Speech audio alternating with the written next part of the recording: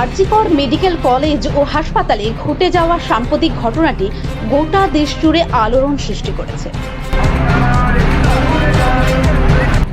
চিকিৎসক ও নার্সরা কর্মবিরতি ঘোষণা করেছেন, যা স্বাস্থ্য পরিষেবার উপর প্রভাব ফেলছে। এই ঘটনার বিরুদ্ধে প্রতিবাদ জানাতে এবং দোষীদের শাস্তির দাবিতে বাঁকুড়া শহরে এক বিশাল মিছিলের আয়োজন করা হয়। বাঁকুড়ার ঐতিহ্যবাহী কলেজ মোড় থেকে শুরু হয় মিছিলটি মাচানতলা পর্যন্ত অগ্রসর হয়। এই মিছিলে অংশগ্রহণ করেন বিভিন্ন ধর্ম, জাতি এবং রাজনৈতিক মতাদর্শের মানুষজন। সকলে একত্রিত হয়েছিলেন শুধুমাত্র একটি লক্ষ্য নিয়ে, আরজিকরের ঘটনার প্রতিবাদ।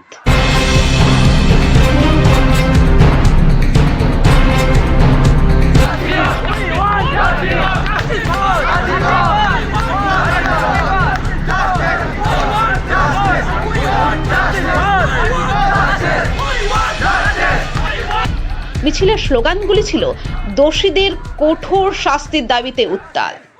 মিছিলকারীদের দাবি স্বাস্থ্যকর্মীদের নিরাপত্তা এবং সম্মান রক্ষায় কঠোর পদক্ষেপ নেওয়া হোক। মানুষজনের এই ঐক্যবদ্ধ প্রতিবাদ দেখে বোঝা যায় যে মানবিকতার প্রশ্নে সকলেই একত্রিত হয়ে দাঁড়িয়েছেন। মিছিলের শেষে বক্তারা তাদের বক্তব্য রাখেন এবং সকলকে ধৈর্য সহকারে আইনের প্রতি আস্থা রাখার আহ্বান জানান। এই মিছিলের মাধ্যমে বাঁকুড়ার মানুষ একটি শক্তিশালী বার্তা দিয়েছে। অন্যায়ের বিরুদ্ধে তাদের লড়াই চলবে যতক্ষণ না পর্যন্ত দোষীরা শাস্তি পায়।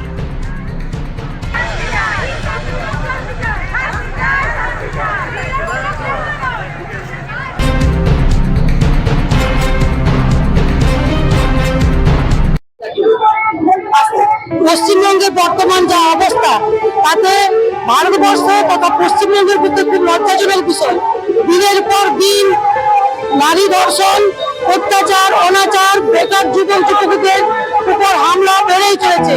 যেখানে বর্তমান রাজ্যের মুখ্যমন্ত্রী একজন নারী, সেখানে একজন জীবনদায়ী নার্স ডাক্তারকে কিভাবে মরতে হয়, তাও আবার তাকে নির্যাতন, শারীরিক নির্মমভাবে নির্যাতন করে তাকে মারা হয়েছে এবং সেই অপরাধ লুকানোর চেষ্টা চলছে। কিন্তু আমরা এই অপরাধ লুকাতে দিব না। আমাদের ঘরে ঘরে সবার মেয়ে রয়েছে, বোন রয়েছে, মা রয়েছে।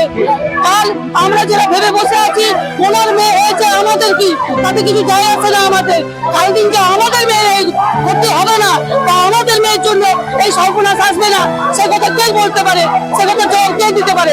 তাই আজকের দিনে দাঁড়িয়ে আমরা সমস্ত মানুষ আমরা মনে করি যে আমাদের নিজেদের নিরাপত্তার জন্য, আমাদের ঘরের মেয়েদের নিরাপত্তার জন্য, বাংলার মানুষের নিরাপত্তার জন্য এই আন্দোলন খুব প্রয়োজন।